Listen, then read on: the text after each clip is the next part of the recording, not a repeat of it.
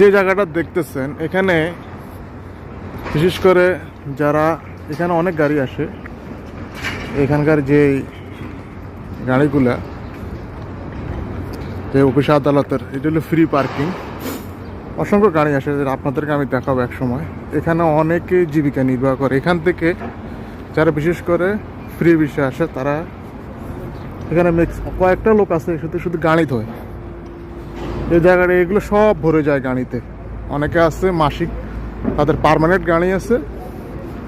আবার অনেকে আছে দেখা যায় যখন যেটা পারে ওই হিসাবে প্রতিদিনেরটা প্রতিদিন করে।